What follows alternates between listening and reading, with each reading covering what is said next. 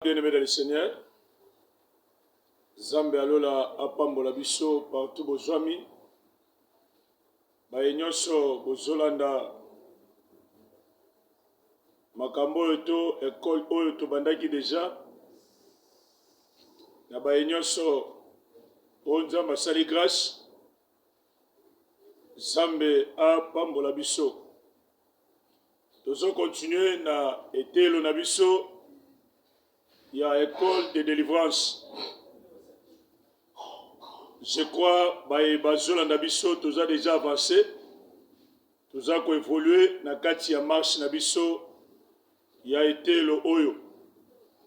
Nalobaki na bino pe na zo répéter que eza na pamba te makambo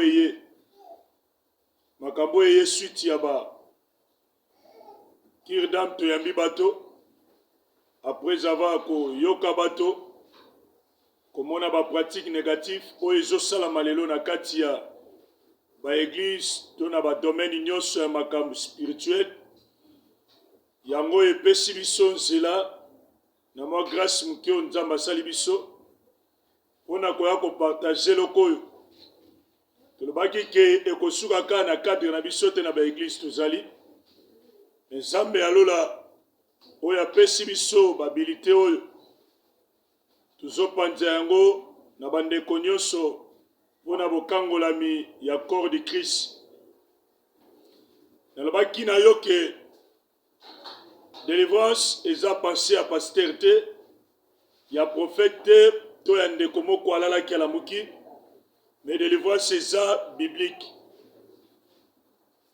Yango toza na posa to éclairer libota na Nzambe par rapport ya ignorance oyo lelo ezokonza edomine ba vie ya bato ebele. Nalobaki na yo ke tozobenga yango école mpona nini? Tozobenga yango école parce que eza esika ya koyekola. Délivrance, je crois, napesaki ba définition na yango clair. Nalobaki na bino ke eza kolongwa na sa puissance ya Satana kokota la puissance ya Nzambe. Mais mpona kokota na kati ya puissance ya Nzambe eza na ba principe to ba enseignement oyo eza établi pour permettre na yo na ngai tozala suffisamment enseigné pour que to bénéficier faveur na Nzambe. Nalobaki na bandeko ke eloko ezosala même ke lelo États-Unis ezalo ezali eza parce que baza suffisamment informé. Bien-aimé na ba domaine spirituel pe eza bongo. Et que soki oza suffisamment informé te makambo so ekotikala yo flow ekopousse yo même okroire te que Dieu azali to aza koexiste. Nalobaki na yo ke Yesu akute na mwana mwasi oyo bazosala oyo tozobenga discussion mais bakomi na niveau ya adoration. Yesu azo répondre mwana mwasi alobi que vous adorez ce que vous ne connaissez pas. Eloko ezala kojouer entre Yesu na femme samaritaine ezala un problème à connaissance. Bien-aimé, na domaine ya délivrance eloko eza motuya eza pe boyebi. Yesu ye moko azotelema azoyebisa bapharisiens na Jean chapitre 8 azoloba ke vous connaîtrez la vérité vous affranchira.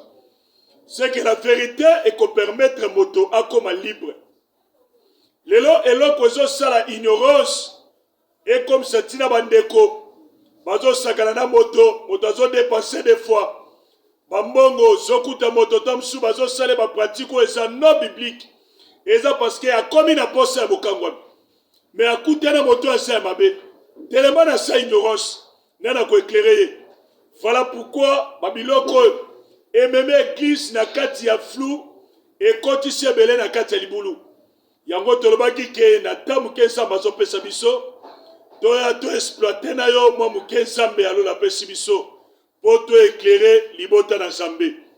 Délivrance eza motuya nasi na batana leki nalobaki na yo na introduire pensée na ngai napesaki définition claire ya makambo ezota la délivrance nalobelaki le pourquoi ya délivrance nayaki kosimba na yo importance ya délivrance pe napesaki ba raison lelo nakomeka mpe kofongola lisusu branche moko po toza koavancer du jour au jour pour que Nzambe alola sala biso ngolo. Le lobroche ya lelo na kotanga no na texte moko ya Bible po yango nde kozala base oyo kofongolela biso porte na kote tolingi tokende na yo. Tokotanga na mkanda de Samuel chapitre 21 verset 1. Tokoselaka premier verset pour la compréhension. Bible solo baboy. Dans mkanda de Samuel chapitre 21 verset 1. Du temps de David, il y eut une famine qui dura 3 ans. David chercha la face de l'Éternel. Et l'Éternel dit, c'est à cause de Saoul et de sa maison sanguinaire. C'est parce qu'il a fait périr les Gabaonites. Awa Bible sope sabiso histoire ya un peuple. Oto sobe ngaba Gabaonites. Soko songi mukesi mana mokanda ya Josué chapitre 9. Bagabaoniti fi bamonaki manière nzamba zo sala na Israël. Babangaki na mosika. Bayaki koluka Josué basala alliance. Basala alliance na Josué. Nakati alliance na bango malgré berere ezalaki Josué tunaki nzambete, mais nzamba adoptaki acceptaki engagement na bango. Alobeke ndenge bondimi bo respecter ba principe yokani. Bible zoloba ke ba respectaki yango ba protéger oto zobenga bakabaonite muto sima bango tabo bango te ba vivre wana malgré bazalaki nokola ba esclave na kati ya libota ya Israël. Tango Saoul ayekoya ayekokoma roi. Seli ya Saoul elekaki telemebele. Ayekozwa décision abanda koboma bakabaonite. Ne Saoul abomaki bakabaonite tellement ebele. Ne na kanda wana Zambe nokola preta bandimaki serment na Israël na tao David azwa kokoma roi. Maintenant Nzambe azwa ko frapper Israël par rapport à respecter qui toto sobenga serment na bango basalaki na bagabaonite. Ne na raison wana Bible zoloba ke na tango ya David. Bien aimé tanto zolobela ta eza espace o motazobika. Tolobaki na yo malamu pe na zoko bakoloba ke ta liboso David ezala ba roi bazalaki. Ta bazala ba dita de David ezala ta David ekokoma roi. C'est que David a matina pouvoir. Et comme il a ta David a expérimenté pe alia pe azala l'aise et que royauté na yepe et vivre kimia. Mais bien aimé, remarque zo salama. Remarque ni zo salama. Bible zoloba ke David azo ko sala remarque ke na ta ya komi roi. Azo ko senti ke Zalaev et s'est posé première année, deuxième année. Bien aimé de le Seigneur, na loba ke ko za la peine atana yo. Ke olobi ke na koli na zamo na mobali. Et que komita pe na bala.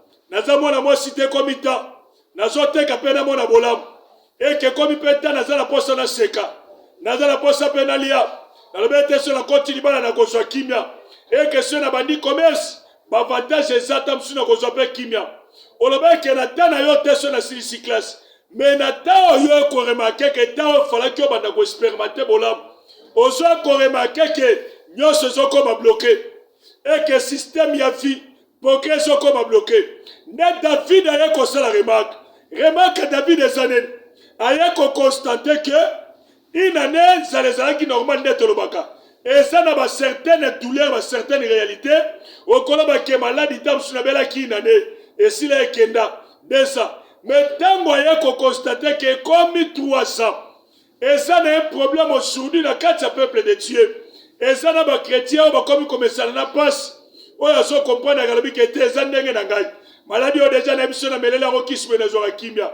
Et que problème au dana ebinenge na maîtrise kango. C'est que moto comprendre na yeke abana kobika na passe abana kolela abana konyo kwa manaye via so menesa bololo et que condition via za biente bandote comme ya mabe mari de deux comme fille moto so la bakeza na ndenge na ngai.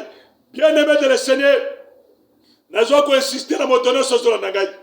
Et que ba mesa na kana pasite ba mesa na kana kolela te natanga kina yo na ba séance o eleki. Nalobana yo ke Israël taba moni ke douleur ekomi makasi. Israël luka Zambé. David aza roi. On a kune kokepe kolela te. Mais David a constaté que Nathan aye. Ça les a persisté. Ils ont telle maison où là. La Bible est que David a quelque luka Zambé. Et là, quand ils ont dit David a luka Zambé, ils ont tous la famille et tellement qu'il bosse na ye. Ceux qui David a luka Zambé, ils ont qui pose une solution. Yango pena ça ko interpeller partout sali partout sur la nangai. Yango na mission et que likamo azolele la wana. Dossier so tanisoma ya misu et komita dans le kelango Zambé. Yango na mission ko ça la pambate et que l'enseignement est soya et que pour éclairer les bottes dans Zambé et tel salon que Dieu a mené sa piété il faut le commettre dans Zambé tango David sali constant David tira qui est akanyi maboko constant David tira qui est bana kobeta lisolo na bato constant David tira qui est ko sa tata mwasi to ya na quartier to na le pont bazo fana non constant ya David même ya na présence à Zambé. Et ça peut dans un moment de forcer la constant. Mais il y a aussi là parce qu'il y a un mettre la batte. Il y a aussi là parce qu'il y a un consulter batte. Oh, tant David a sali autosomé un costaud. Et là, quand il David a quelqu'un luka Zambé.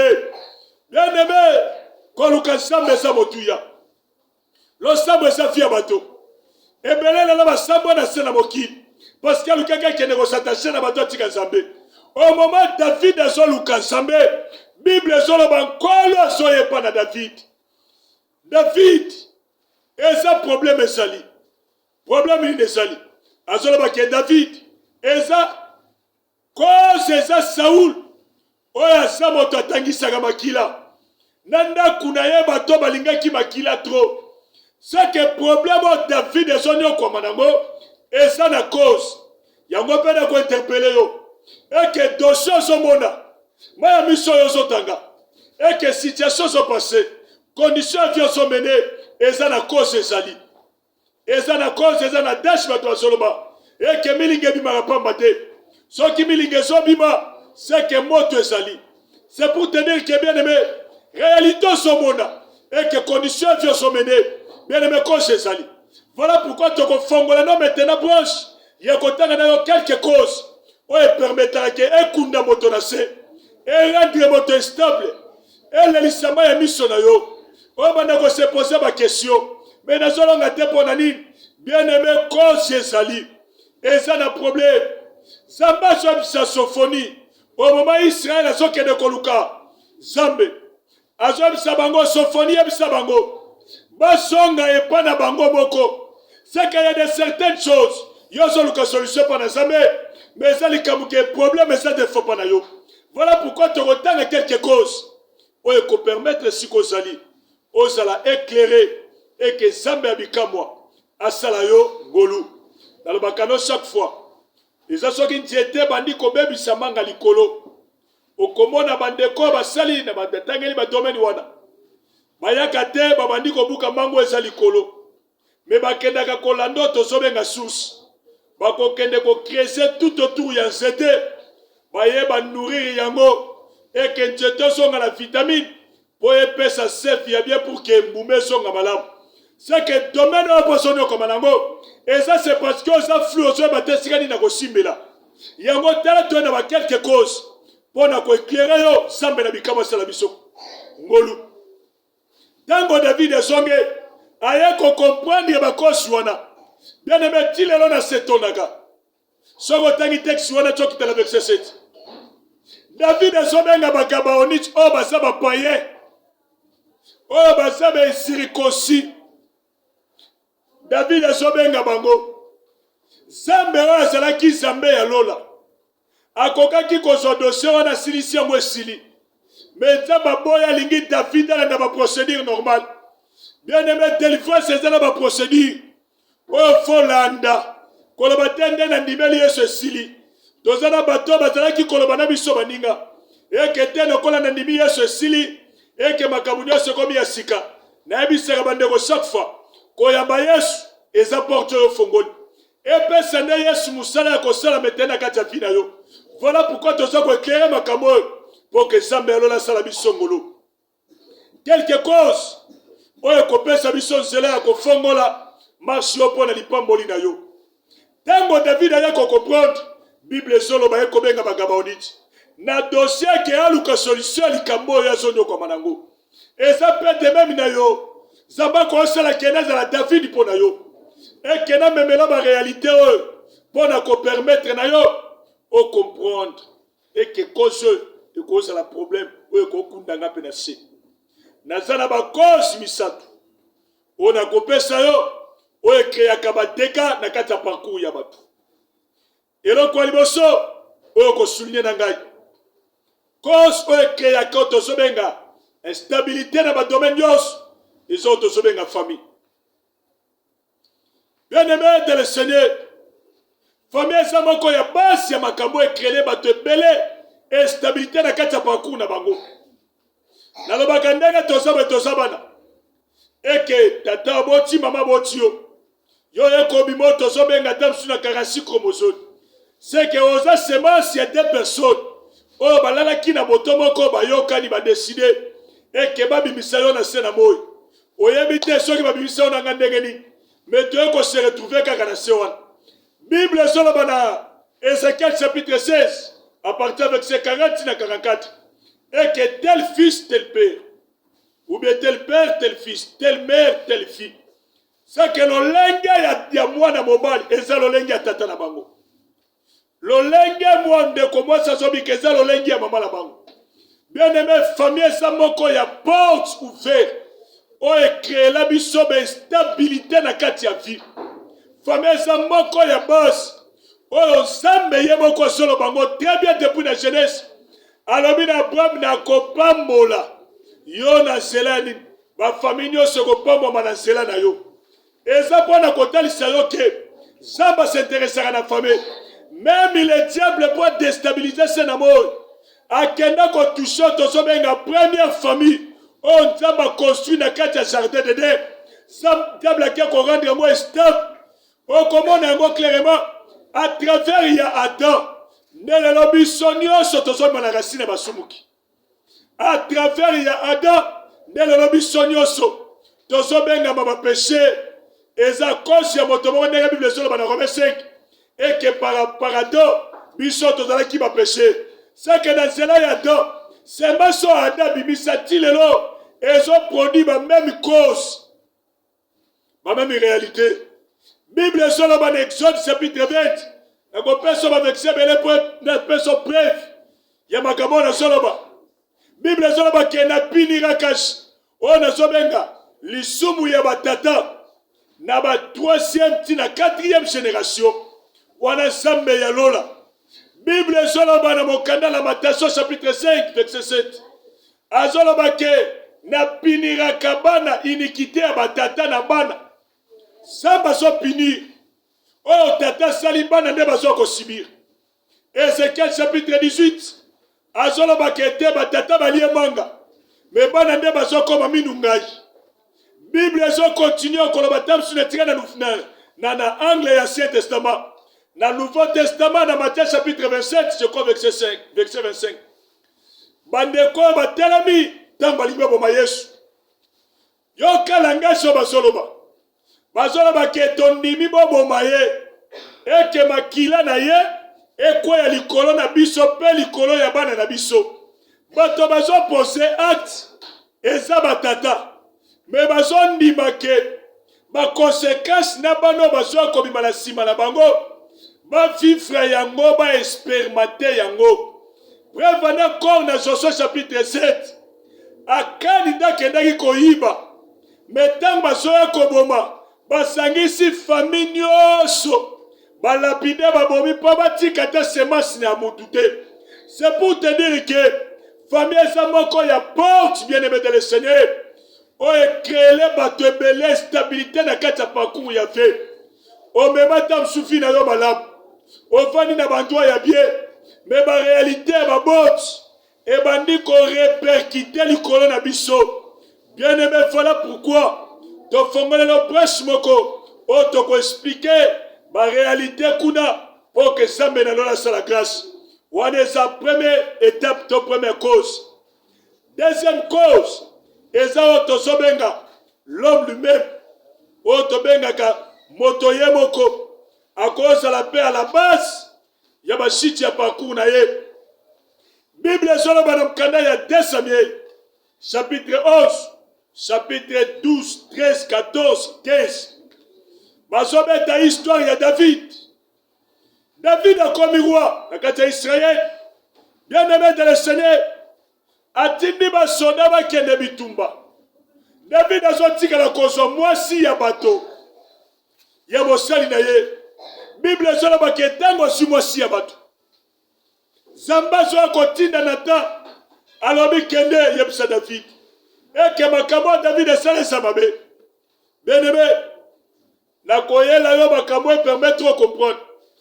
Bible zola baketango David esilisi makambo. Zamba kotisa epé na ndako ya David. Lelo défaisant qu'on se poser ma question. Na bongo li motema c'est bien. Mais ma réalité on pose na vie. Ba porte la moko bifongola. Oyo za kobeta tolo. No kwa na sa kitoko na sa na mbongo. Na koki ko mene fi ndenge na lingi. Ba ati yo posa. Ozobana ya bato. Ozombali basi ya bato. Yo sala nyoso na sena moy. Yo sala bateka.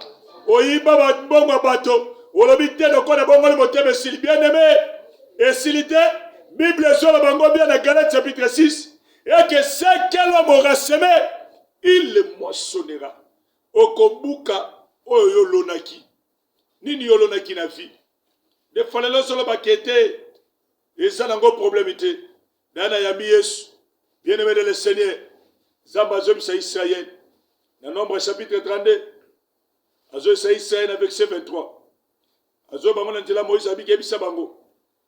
Soki batamboli mabe, bayeba ke leur péché atteindre bango. Ton péché t'atteindra. Le soum na yo atteindre yo. Bien aimé de le Seigneur. Des pharaons père na lobikete. Na nimil des anzame, mais au bongi cité, on réparait tes bateaux. Bateka yo salake. Ba bêtise yo salake. Ba porte yo fongolake. Oh, c'est comme ça, c'est la moyenne, mon acquis directement. On le dit qu'il y a un bon mot, bien aimé, deuxième porte, ça va. Je crois que me mêler sur enseignement, il y a mon encore dans partie pour nous éclairer lanterne d'un peuple de Dieu. La troisième cause, pour nous clôturer, cause des appels environnement. Et ça n'a d'âge moque seulement. On le dit que l'homme est né bon, mais environnement est comme si il m'avait. Zamba zob sa Israël na Deutéronome chapitre 7. Alabina isi tango bokokota na mboka bozokende. Bokeba na peuple wana. Bobala na bangote. Bosala alliance te. Bobobika protection. Zamba zokoba zob sa Josué. Et que tous les fouleront les plantes de tes pieds. Na kopesa yo yango. Bien aimé de le Seigneur. Lié au motozo fan des influences makas. Et ça n'influence. On a rencontré un jour un magicien. A posé une question de botam pour la canamabele comment? Parce que ma belle nous sont baby sa yango. Bien aimé, il y a des certains endroits. Oh les baby sa bateau bloqué ba via bateau. Oh les retenant ba via bateau. Au côté na terrain moko et que nous se kenda ko bebe la wana. Oh ya ko salaka bien mais ma belle kota. Bana bakoma mal éduqué, bakoma l'homme poli, moi c'est comme teti, nous c'est comme stable, bon le côté la katia vie, oso banandanga comme maîtriser bana tena vie na yomoko. C'est parce que milliers ça bien aimé na botuya. Ça basob sa Israël na bokana lévitique. Alobi avant bokota na ndoko, bokobenga sacrificateur. Akoya ko examiner singa bozokota. Soki sacrificateur alobi bokota te. Boko tate yanda kopesa bino basho mais lelo to koma komona basala nzambe nokola telo c'est que partout to sala mabiso moko oh ça ba kebisaka na mo Israël parce que yebaki ba milliers o bazokota eza ba milliers confortable te bien aimé dans le Seigneur combat ya Israël bien aimé ti parcours na bango na sena boy tsoke to komona nzamba bwaka bango ezaka ka millions bafandaka Egypte e kangama bango na nzoto elinga bango tina suka Israël a kenda kokota na Petre ezaka ka comportement mona ki d'Égypte yango ne komaki komba na bango ba réalité kutana na Égypte yango comme komba na bango et bon ba idolatoire Israël comme opposé na kati ya nzela azoka yango et que milliers ya moto et koki ko influencer moral et ko influencer intellect et ko influencer mayele bon moto et ko influencer beauté et ko influencer nyonso ya moto et même c'est déstabiliser mes parcours à moto. Bien aimé les milliers et kontaka na kati ya marche spirituelle. Voilà pourquoi ebele le lazo bate kota bébé là. Ebele le lazo bate azota la libota na bango sabia yebo katambola bien. Baso comprendre te vie comme ngai. Bien aimé ça na ba droit mso fanda. Et ça ba droit déjà sacrifié dédié. O déjà ba conséquent yango na mwana molele. Bien aimé na sali moi exercice muke na ba implantation de l'église. O bozo kene bazo sabino même Zambe. Azo sabino ki awate. Zambe alola. O ya zamo ke la likolo na se. Azo peksa biso le bikete. Boko tche église awate. C'est-à-dire ça la ba droit msusu comme nokola lié sacré déjà pour na satana. Zambe alola kebisa ba o msusu. Pona kuboya keno ekomelo bitumba tongo midi pokwa eza na bandro msoko kota te eza na bandro msoko fanda te bandro na seza bandro kota te bandro na seza ko fanda te voilà pourquoi cause la moko ya cause ya ba réalité toko fongola no makambo pona kotalisa yo ke bandro mosusu tozo fanda eza vrai problème pona batu okota na endroit pauvreté la tayo okota na endroit bana bakomi na pité okota na endroit stabilité koti okota na endroit mbongo ekangama okota na mabele situation se changea kimia bozalaka nango na ndako kimia beba okota na sika mobala koma na dimension tu ne peux pas supporter.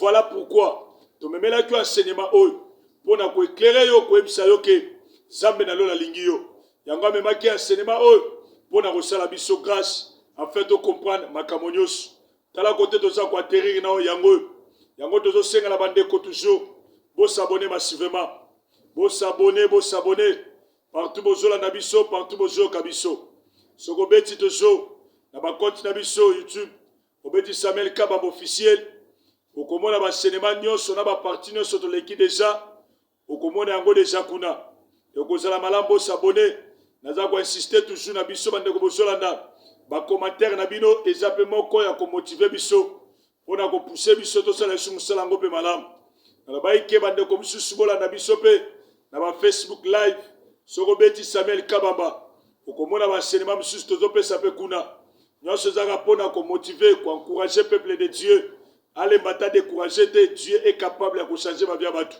même na kati ya Facebook to loba ki s'abonner pour que ba cinéma tango zoya et ko komelo na temps réel ba commentaire na bino et ko zala malam eza na YouTube eza na Facebook to loba ki tango zozo biloko panja ngo na bandeko kabola baliena baninga partager yango na ba continue na baningo zana bango et ko sauver problème moko eza mosika de faranzela ya cinéma oyo yango to interpella ki biso na bino soki polo biola na biso to benga biso ba numéro na biso eza wana tozala numéro WhatsApp tozala ba numéro appel soko beti 00 243 89 51 38 782 wana numéro WhatsApp soko lingo zwa biso benga toza wana permanent pona ko intervenir na kana niveau nyonso zaleli toza na limite na mutu te na batu nyonso bali banda mboka boza na kati toza wana pona intervention ya losambo pona bino soko beti su numéro na ngai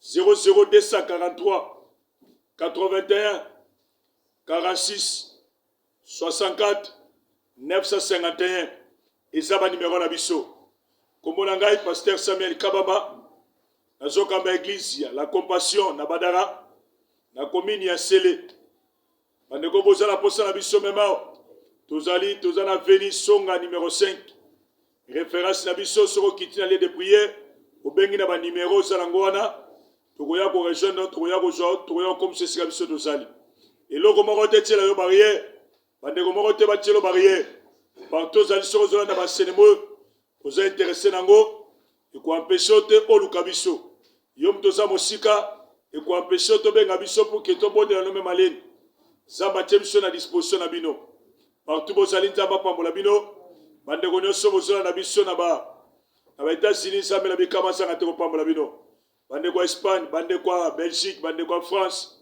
ya Luxembourg bandeko Brazza bandeko Angola bandeko RDC na ba province partout bozali zamba lola kozanga te ko pambola biso tala côté to za ko atterrir tika cinéma oyo éclairer connaissance na yo. Nzambe alola pambola yo. Afongola bikuke ezalaki akokangama. Bitumba na yo ekoma ya Nzambe. Lole ezali akofungwama. Bayeba kotelemela Nzambe écraser bango. Esika molile ezalaki pole ekota. Tika Nzambe na ngai nazoteya na bikolo apambola yo pe asala yo bolamu. Na kombo na Yesu Masia. Amen.